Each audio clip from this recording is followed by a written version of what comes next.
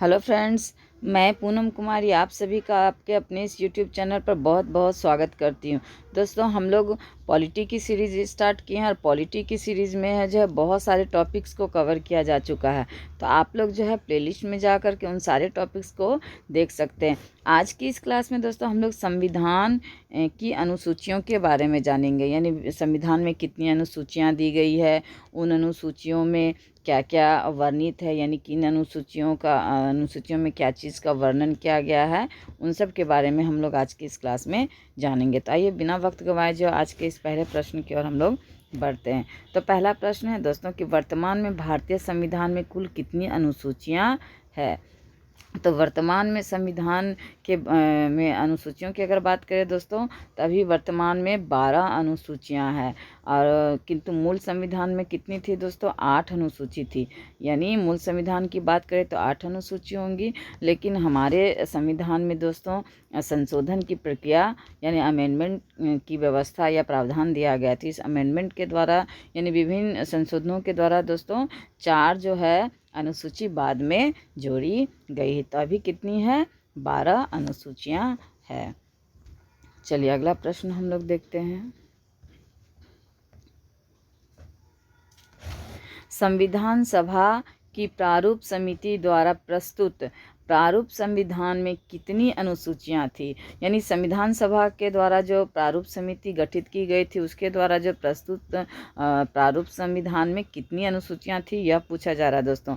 तो यह वही हो जाएगा दोस्तों, मूल संविधान तो 8 अनुसूचियां थी। मूल संविधान पूछे या प्रारूप समिति के द्वारा पूछा जाए तो 8 अनुसूचियां हो जाएगी।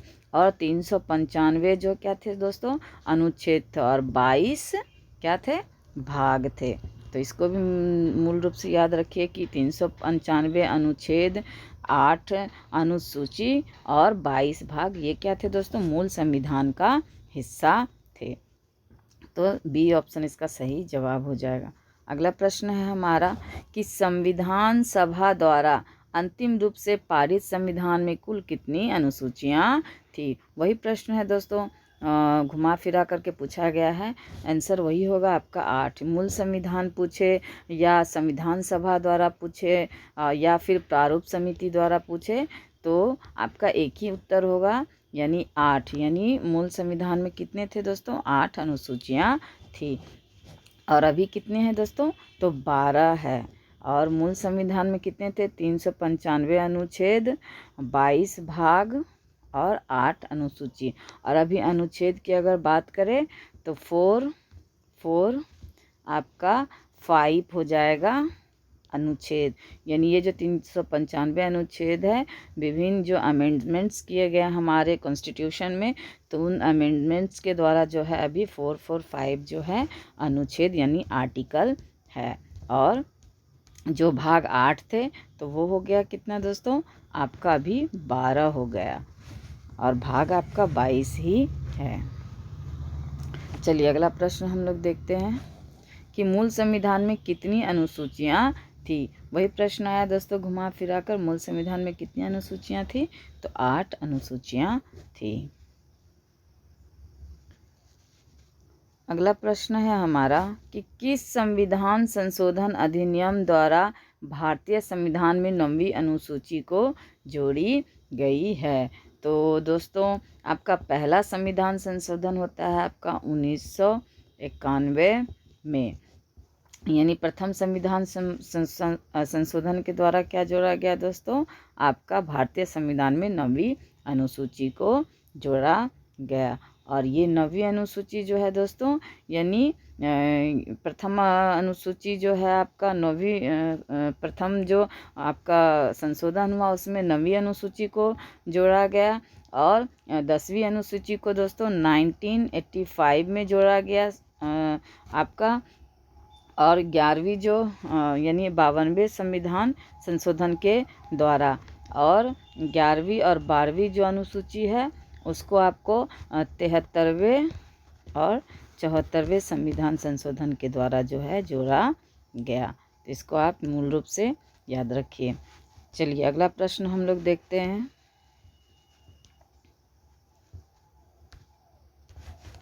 कि 52वें संविधान संशोधन अधिनियम द्वारा और 1985 ईस्वी में कौन सी अनुसूची को भारतीय संविधान में शामिल किया गया था? तो दोस्तों आपका 10वीं अनुसूची को जो है आपका 52वें संविधान संशोधन जो कि 1985 में किया गया था, इसके तहत क्या हो गया दोस्तों, 10वीं अनुसूची को जोड़ा गया। और 10वीं अनुसूची किससे संबंधित है दोस्तों? तो दल बदल से यह अनुसूची संबंधित है। यानी 10वीं अनुसूची के माध्यम से दल बदल को यानी गैर कानूनी घोषित कर दिया गया। चलिए अगला प्रश्न हम लोग देखते हैं। 73वें संविधान संशोधन अधिनियम द्वारा भारतीय संविधान में कौन सी अनुसूची जोड़ी गई? तो 73वें संविधान संशोधन अधिनियम द्वारा जो है संविधान में कौन सी अनुसूची जोड़ी गई दोस्तों? तो हमारे संविधान में जो है 11वीं अनुसूची को 73वें संविधान संशोधन जो कि आपका कब हुआ, 1992 में। और यह किससे संबंधित है दोस्तों? तो पंचायती राज व्यवस्था से संबंधित है आपका 73वां संविधान संशोधन। यानी इसके तहत क्या किया गया दोस्तों, आपको पंचायती राज के शासन प्रशासन की इसमें जानकारी दी गई है। और इसमें जो है 29 विषय रखे गए हैं और इस 29 विषय पर कानून बनाने का हक किसे दिया गया दोस्तों? तो पंचायतों को जो है 29 विषय पर कानून बनाने का अधिकार दिया गया। तो आपका 73वें संविधान संशोधन के द्वारा क्या जोड़ा गया? तो 11वीं अनुसूची जोड़ी गई। अगला प्रश्न है हमारा कि 74वें संविधान संशोधन अधिनियम द्वारा भारतीय संविधान में कौन सी अनुसूची को जोड़ा गया? तो 74वें संविधान संशोधन के द्वारा दोस्तों कौन सी जो है अनुसूची जोड़ी गई हमारे संविधान में? तो अगर हम लोग इसकी बात करें, 12वीं अनुसूची को जोड़ा गया। यानी डी ऑप्शन इसका सही जवाब हो जाएगा। 74वें संविधान संशोधन के द्वारा यानी इस अधिनियम के द्वारा दोस्तों 12वीं अनुसूची को जो है हमारे संविधान में जोड़ा गया। और 52वें संविधान संशोधन के द्वारा और 73वें संविधान संशोधन यानी 52, 73, 74 इन सब के द्वारा क्या हो गया दोस्तों, आपका क्रमशः 9वीं अनुसूची, 10वीं अनुसूची, 11वीं अनुसूची और 12वीं अनुसूची को जोड़ा गया। तो इसको भी आप निश्चित रूप से याद रखना। अगला प्रश्न है हमारा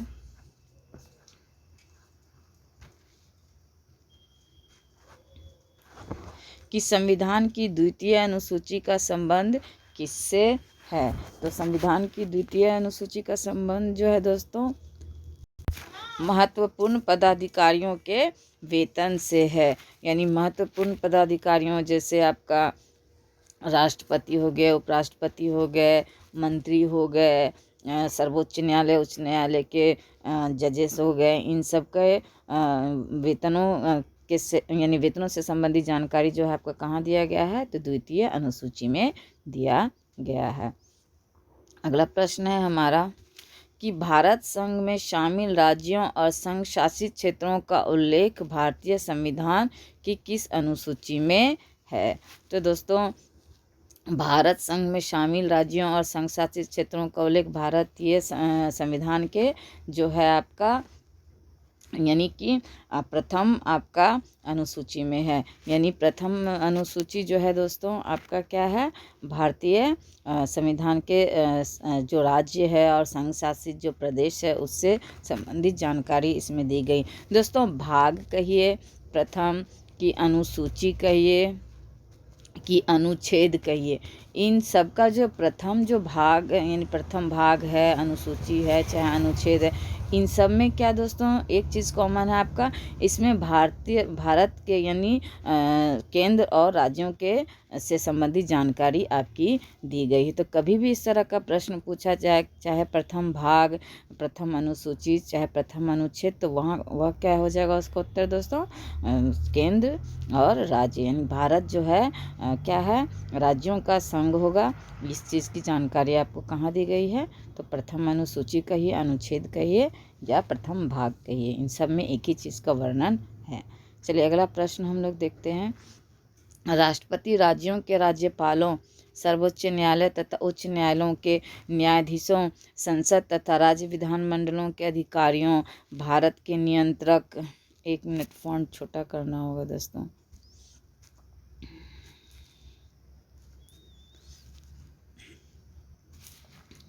राष्ट्रपति, राज्यों, राज्यपालों, सर्वोच्च न्यायालय तथा उच्च न्यायालय के न्यायाधीशों, संसद तथा राज्य विधानमंडलों के अधिकारियों, भारत के नियंत्रक एवं महालेखा परीक्षक आदि के वेतन के संबंध में प्रावधान संविधान के किस अनुसूची में किया गया है? इतने लंबे चौड़े प्रश्न का आंसर दोस्तों बस एक होगा, द्वितीय अनुसूची। यानी मैंने पहले ही बताया कि द्वितीय अनुसूची जो है इन सब के, यानी जितने ये पदाधिकारी है इन सब के वेतन और भत्तों से संबंधित जो है जानकारी देती है। चलिए अगला प्रश्न है, हम लोग देखते हैं अगला प्रश्न क्या है कि भारतीय संविधान की तीसरी अनुसूची का संबंध है।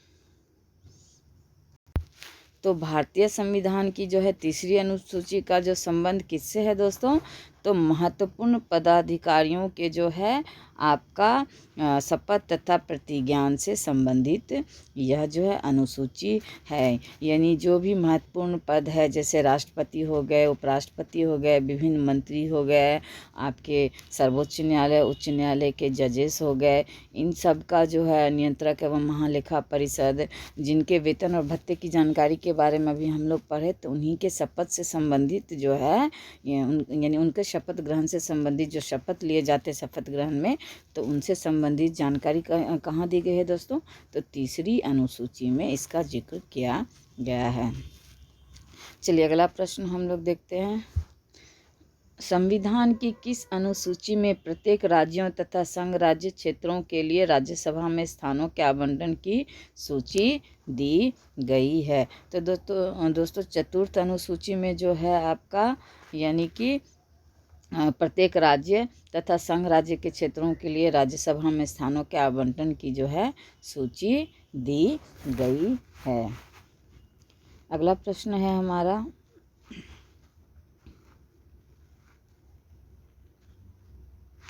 कि भारत के संविधान की छठी अनुसूची का प्रमुख उपबंध निम्नलिखित में से किससे संबंधित है? छठी अनुसूची का उपबंध पूछा जा रहा है दोस्तों, तो उत्तर पूर्व भारत में जनजातीय क्षेत्रों के प्रशासन की स्वायत्तता से संबंधित है।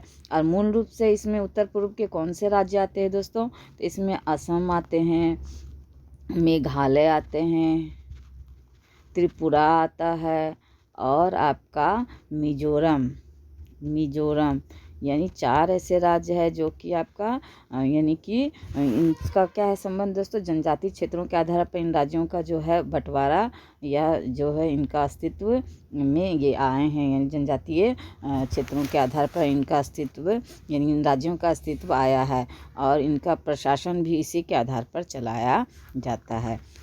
तो आपका सी हो जाएगा इसका आंसर। अगला प्रश्न है हमारा कि भारतीय संविधान में 22 भाषाओं को राजभाषा का दर्जा प्रदान किया गया है। इन राजभाषाओं का उल्लेख किस अनुसूची में है? तो दोस्तों हम लोग अच्छी तरह से जानते हैं कि राजभाषाओं का जो है उल्लेख 8वीं अनुसूची में किया गया है। तो 8वीं अनुसूची में यानी मूल संविधान के समय जो है दोस्तों आपका इसमें 14 भाषाएं थी, किंतु अभी जो है इसमें कितनी भाषाएं हैं दोस्तों? 22 भाषाएं हैं। यानी विभिन्न अमेंडमेंट्स के द्वारा क्या हुआ दोस्तों? आपका इसमें 8 भाषा बाद में जोड़ी गई है। तो इन अमेंडमेंट्स के द्वारा क्या है दोस्तों? 14 से अभी वर्तमान में 22 भाषा जो है, यानी 22 भाषाओं को राजभाषा का दर्जा दिया गया है। चलिए अगला प्रश्न हम लोग देखते हैं कि भारतीय संविधान की 8वीं अनुसूची का संबंध है। तो वही है दोस्तों आपका किससे? यानी भाषाओं के साथ इसका संबंध है 8वीं अनुसूची का।